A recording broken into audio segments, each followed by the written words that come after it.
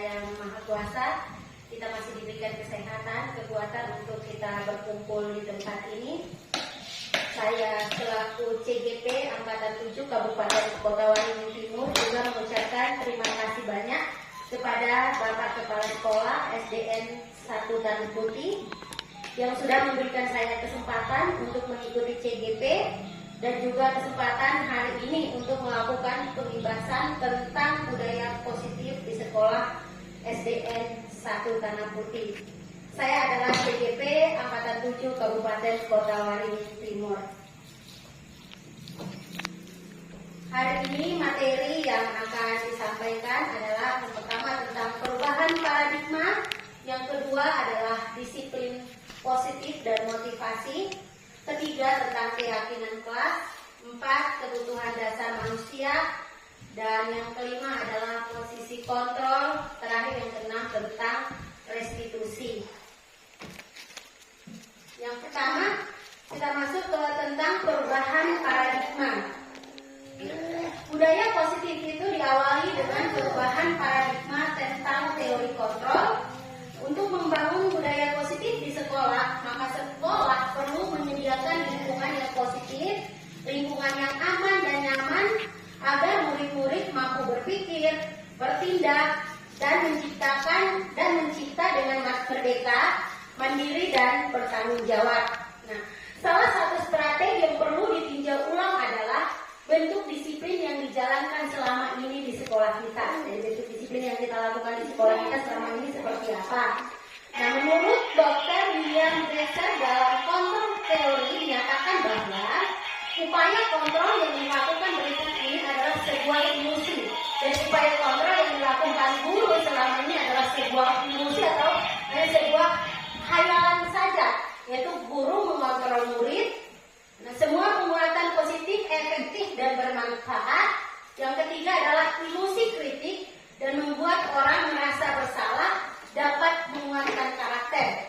Dan ilusi bahwa orang dewasa memiliki hak untuk memaksa. Jadi yang kita lakukan selama ini adalah ilusi. Yang berikut adalah tentang disiplin positif.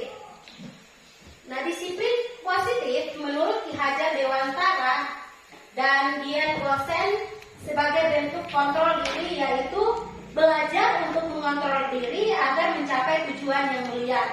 Tujuan yang mulia di sini mengacu pada nilai-nilai atau prinsip-prinsip mulia yang dianut seseorang.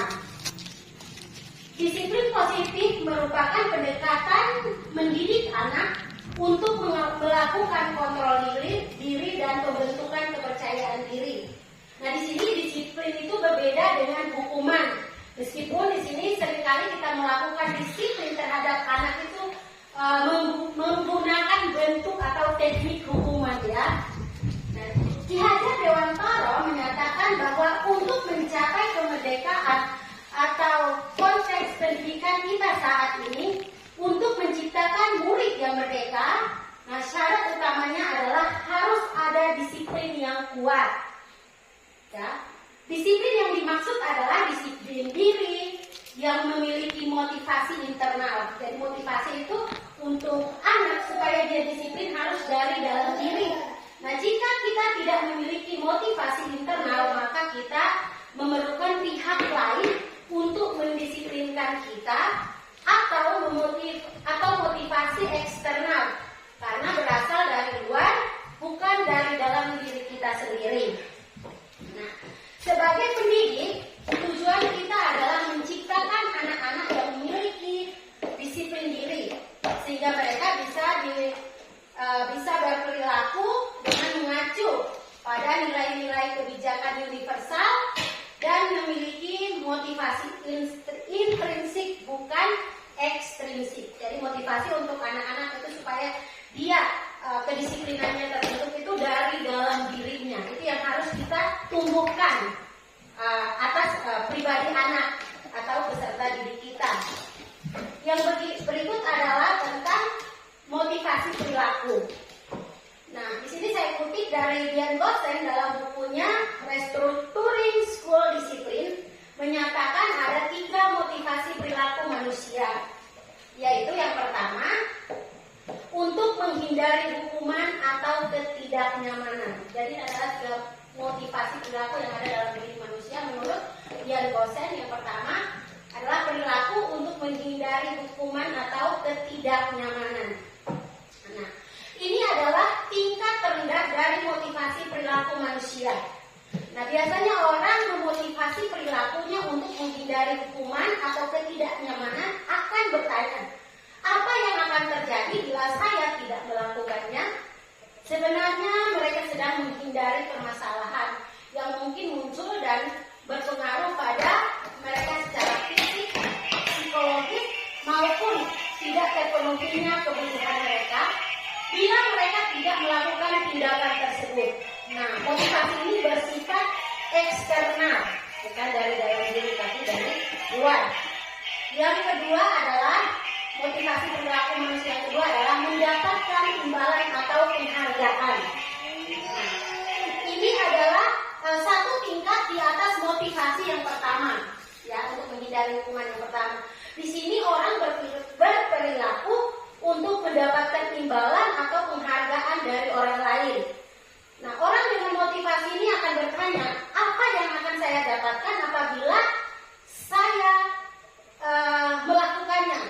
Mereka melakukan sebuah tindakan untuk mendapatkan pujian dari orang lain yang menurut mereka penting dan mereka letakkan dalam dunia berkualitas mereka. Mereka juga melakukan sesuatu untuk mendapatkan hadiah, pengakuan, atau imbalan. Nah, motivasi ini juga bersifat eksternal. Nah, motivasi perilaku yang ketiga adalah menjadi orang yang mereka inginkan dan menghargai diri sendiri dengan nilai-nilai yang mereka percaya. Orang dengan motivasi ini akan bertanya, akan menjadi orang yang seperti apa apabila saya melakukannya? Mereka melakukan sesuatu dengan nilai-nilai yang mereka yakini dan dihargai. Dan mereka melakukannya karena mereka ingin menjadi orang yang melakukan nilai-nilai yang mereka yakini tersebut. Ini adalah motivasi yang akan membuat seseorang memiliki disiplin positif karena motivasi perilakunya itu bersifat internal, bukan eksternal. Lanjut. Yang ketiga adalah tentang keyakinan kelas. Nah, sebagai langkah awal untuk penerapan budaya positif, bisa dimulai dengan membuat kesepakatan kelas atau keyakinan kelas. Ini kita lakukan dengan murid. Nah, dalam pelaksanaannya, untuk kesepakatan kelas atau keyakinan kelas ini harus melibatkan peserta didik. Jadi guru dan siswa buat kesepakatan tentang aturan yang ada di dalam kelas. Nah, ini menurut Gosen, ya, suatu keyakinan akan lebih memotivasi seseorang dari dalam atau memotivasi secara intrinsik. Seseorang akan lebih tergerak dan bersemangat untuk menjalankan keyakinannya daripada hanya sekedar mengikuti serangkaian peraturan. Nah, kita lihat peserta didik kita selama ini kan mengikuti aturan karena perintah gurunya, ya, bukan karena dari dalam dirinya untuk mau disiplin. Nah, yang ketiga, yang berikutnya masih tentang keyakinan kelas. Nah, tujuan dari keyakinan kelas ini ada 3. Yang pertama, menciptakan pembelajaran yang berpusat pada murid.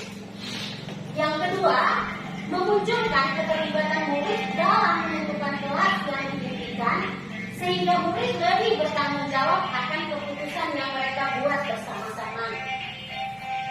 Yang terakhir adalah menumbuhkan, tujuan dari keyakinan kelas yang ketiga adalah menumbuhkan komunikasi efektif antara murid dan guru.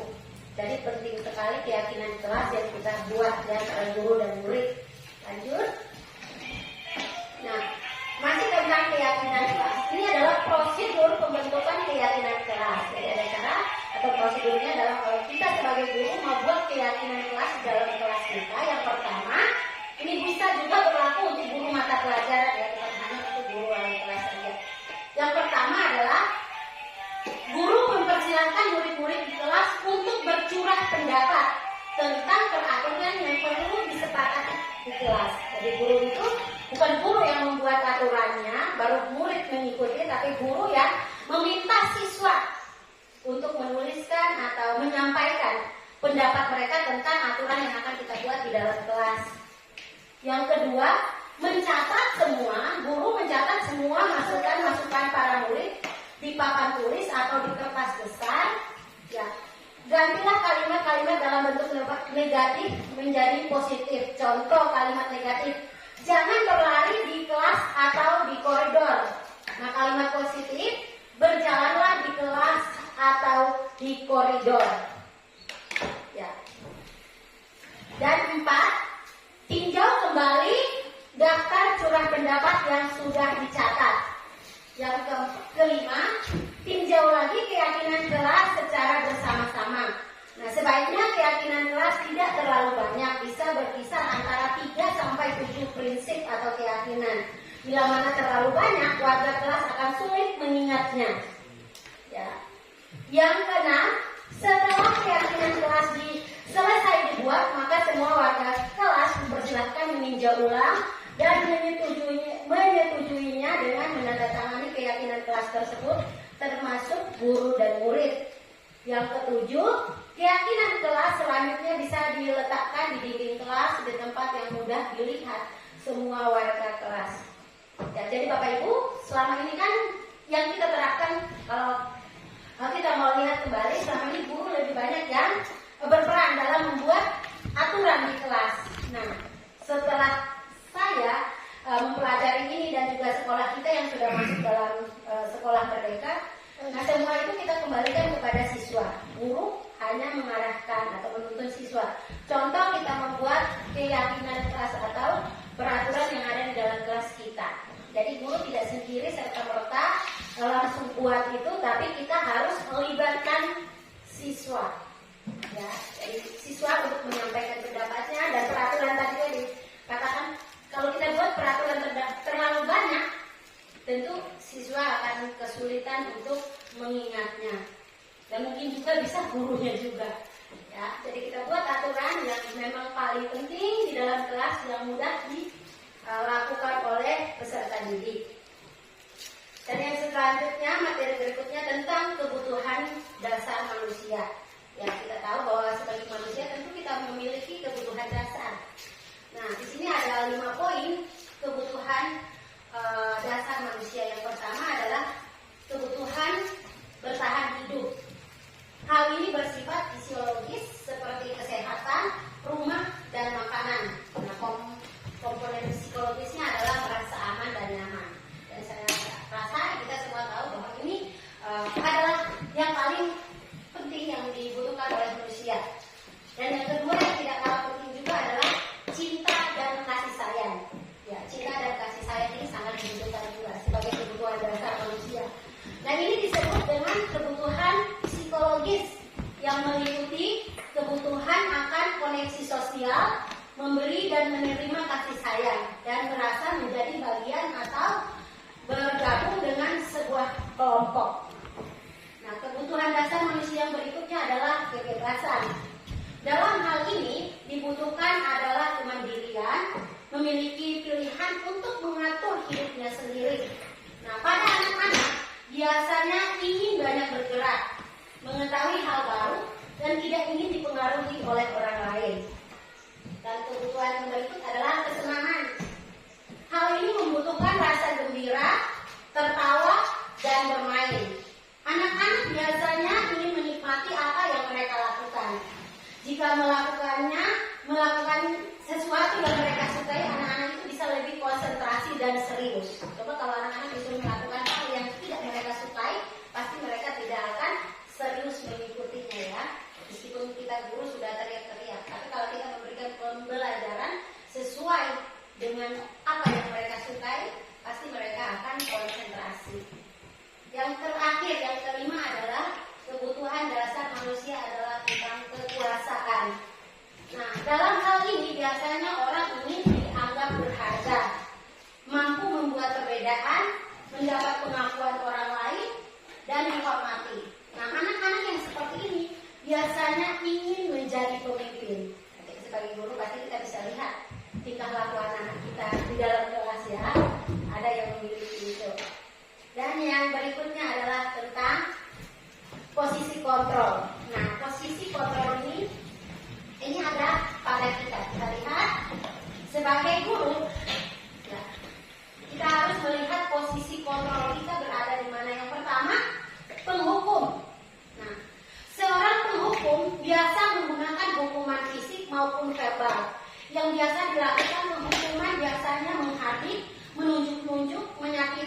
atau menyindir. Nah, dampak pada murid dari seorang penghukum adalah berperilaku kontrol negatif, seperti murid mengulangi kesalahan berulang kali lalu berperilaku menjadi negatif. Ini adalah posisi kontrol yang pertama, yaitu penghukum. 2, membuat orang merasa bersalah.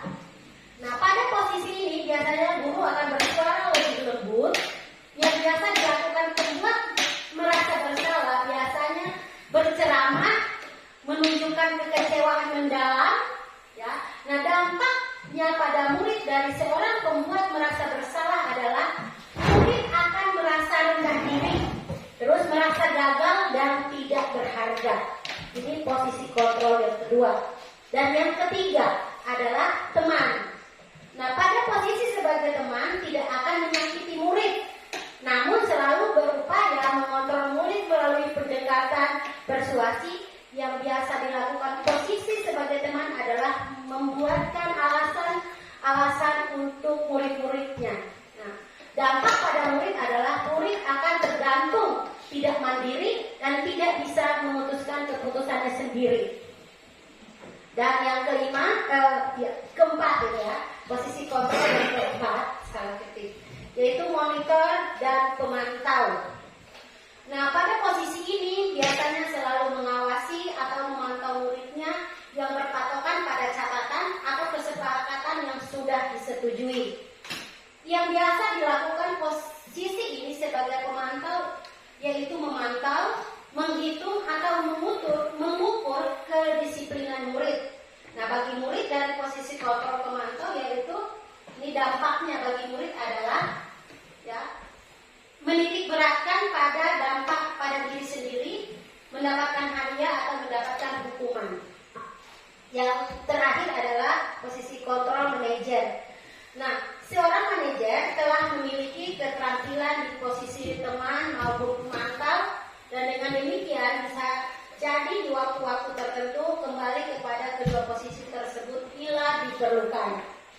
Nah, guru pada posisi ini biasanya posisi di mana guru berbuat sesuatu bersama dengan murid, mempersilahkan murid mempertanggungjawabkan perlakuannya, mendukung murid agar dapat menemukan solusi atau permasalahannya sendiri. Yang dilakukan guru pada posisi manajer biasanya mengajukan pertanyaan-pertanyaan terkait nilai keyakinan yang telah diyakininya, atau pertanyaan yang berkaitan dengan solusi yang tengah berkaitan dengan pelanggaran tata tertib. Yang berikut adalah restitusi. Nah, restitusi ini saya kutip pengertiannya dari Gosen ya. Nah, restitusi itu adalah proses menciptakan kondisi bagi murid untuk memperbaiki kesalahan mereka sehingga mereka bisa kembali kepada kelompok mereka dengan karakter yang lebih kuat. Nah, restitusi juga adalah proses kolaboratif yang mengajarkan murid untuk mencari solusi untuk masalah dan membantu murid berpikir tentang orang seperti apa yang diinginkan dan bagaimana mereka seharusnya memperlakukan orang lain. Lanjut. Nah, di sini ada segitiga restitusi. Nah, ini yang kita lakukan di dalam kelas ketika kita dapatkan murid kita melakukan pelanggaran ya, terhadap kesepakatan yang sudah dibuat di dalam kelas. Yang pertama kita lihat dari segitiga ini, yang pertama di bawah menstabilkan identitas. Jadi ketika murid kita melakukan pelanggaran, yang kita panggil muridnya, dan di sini pertama adalah menstabilkan identitas, dan kita sampaikan kepada murid kita bahwa setiap orang pasti pernah melakukan kesalahan. Ya. Yang kedua, kamu bukan satu-satunya yang pernah melakukan kesalahan. Tapi kalau kita nanti sebentar kita akan diskusi ya, apa yang kita lakukan ketika selama ini ya murid kita melakukan pelanggaran. Yang pertama adalah menstabilkan identitas, yaitu kita buat pernyataan atau pertanyaan bahwa setiap orang pasti pernah melakukan kesalahan. Itu kita sampaikan ke murid kita. Yang kedua adalah kamu bukan satu-satunya orang yang pernah melakukan ini, kesalahan ini. Yang kedua, tindakan yang salah. Validasi tindakan yang salah. Di sini kita lakukan terhadap murid kita adalah kamu tentu punya alasan mengapa melakukan ini, mengapa murid melakukan tindakan ini. Jadi kita bertanya kepada murid kita tentang alasan kenapa dia bisa melakukan tindakan yang tidak baik tersebut. Terus kita tanyakan lagi, adakah cara yang lebih efektif? Ini kita tanyakan kepada murid kita, apakah ada cara yang lebih efektif untuk mendapatkan apa yang kamu butuhkan? Nah, segitiga restitusi yang ketiga adalah menanyakan keyakinan. Nah, kita akan bertanya kepada siswa kita tentang keyakinan kelas apa yang telah kita sepakati di dalam kelas, supaya dia mengingat kembali keyakinan kelas yang kita sudah sepakati. Yang kedua adalah kamu ingin menjadi orang seperti apa? Jadi tindakan restitusi yang ketiga adalah kita tanyakan kepada siswa apa yang kamu ingin menjadi orang yang seperti apa. Itu namanya segitiga restitusi. Lanjut. Nah, sekarang kita masuk ke penerapan budaya positif. Jadi hari ini saya selaku CGP ya, mengimbaskan tentang budaya positif yang kita sama-sama sebagai guru untuk kita dapat terapkan di sekolah kita. Tentunya bukan hanya teori saja, seperti tadi ada banyak saya kutip dari teori-teori orang, ya. Tentunya juga kita harus terapkan teori yang sudah kita pelajari, bahwa sekolah sebagai institusi pembentukan karakter memiliki peran penting dalam pembentukan karakter murid. Oleh karena itu, budaya positif di sekolah perlu diciptakan dan diwujudkan. Nah, keberhasilan penerapan budaya positif diawali dengan adanya perubahan paradigma tentang teori kontrol.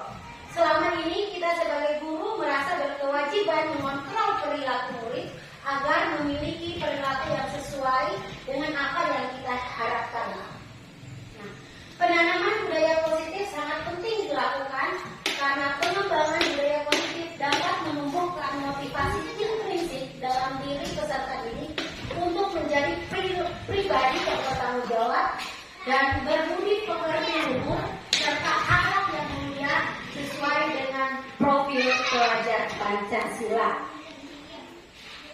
Baik, terima kasih. Kepada Bu Bunga selaku CGP di Sekolah IC 1 Tanah Putih, saya selaku kepala sekolah sangat merasa bersyukur karena bisa diterima terpilih menjadi CGP ya calon. Dan saat ini tahap proses pembelajaran. Nah, apa yang Ibu sampaikan tadi memang dalam penerapan budaya positif itu di setiap sekolah, bukan ada sekolah kita sebenarnya, di setiap sekolah harus dilakukan. Dan itu sangat penting karena kita selalu mengikuti perkembangan di dalam dunia pendidikan.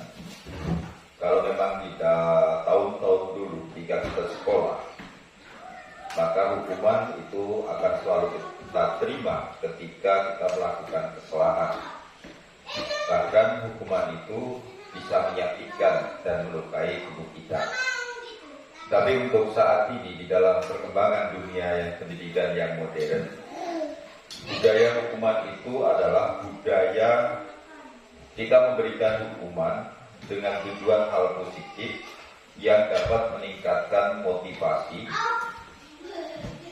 peserta didik kita untuk menemukan atau memutuskan sendiri mana yang boleh dan mana yang tidak. Artinya hukuman yang berupa positif, tidak kita berupa negatif dengan cara memukul, menjewer, atau memberikan hukuman misalnya berdiri yang berbeda.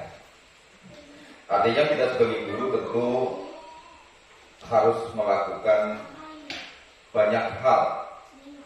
Karena semakin berkembang dunia pendidikan, kita juga pola pembelajaran juga berbeda. Apalagi di dalam kurikulum 13 kemarin yang kita telah ikuti dan sekarang kita masuk di dalam kurikulum merdeka, di mana kita masuk dalam sekolah penggerak, maka budaya-budaya positif itu harus dapat kita lakukan bersama, harus dapat diterapkan di kelas masing-masing, terutama di sekolah kita. Kita memang harus bisa melihat setiap karakter peserta didik kemauannya itu bagaimana dan maunya apa. Baru kita sebagai guru, itulah tujuannya kita menyalurkan. Maka dengan demikian proyek-proyek yang akan dimunculkan oleh peserta didik itu dapat terpenuhi kemandiriannya. Karena anak-anak sekarang ini sebenarnya lebih kreatif daripada kita yang sudah tua-tua sebagai guru. Cuman kita tidak tahu bagaimana menyalurkan atau memberikan jembatan agar anak itu dapat mengekspor kemauan dirinya masing-masing. Jadi kita sebagai tenaga pendidik, terutama mungkin Bima nanti masih panjang perjalanannya, kalau tidak salah 6 bulan gitu ya, 6 bulan dalam tahap pembelajaran, dapat seiring dan sejalan dengan kerangka kerja program sekolah kita, yaitu sekolah penggerak. Karena antara guru penggerak dan sekolah penggerak ada sinergitas, ada hubungan kerjasama. Maka dengan demikian seluruh rencana, baik visi misi program sekolah dan lain sebagainya dapat dilakukan secara bersama-sama. Dan ini juga bukan hanya untuk mungkin Bu Bima saja secara PCP, karena kita sebagai sekolah penggerak tentu guru-guru yang lain, bapak ibu yang lain harus berani keluar dari zona-zona yang terdahulu. Kita masuk kepada sistem pembelajaran yang modern dengan menerapkan kreativitas siswa. Kita tidak belajar tidak harus di dalam kelas, tapi kita belajar di luar, di lingkungan alam, dimanapun kita berada itu bisa kita lakukan dengan secara otomatis. Anak peserta didik kita, anak didik kita ini langsung terkoneksi dengan materi atau sumber bahan belajarnya. Dan hanya untuk kritik dari saya, apa yang Pak Ibu sampaikan di dalam paparan ini, saya cuma mau mengoreksi tulisannya saja. Banyak yang gandeng-gandeng dan mohon nanti kiranya karena ini nanti akan disampaikan ke sana, diedit kembali, dirapikan kembali sehingga bisa kita melihat penekanan-penekanan yang ada di dalam PowerPoint yang ada. Saya rasa itu saja Bu Bima. Terima kasih telah memberikan banyak hal untuk rekan-rekan sejawat kita, bagaimana dan apa yang harus kita lakukan sebagai seorang pendidik. Itu saja, terima kasih.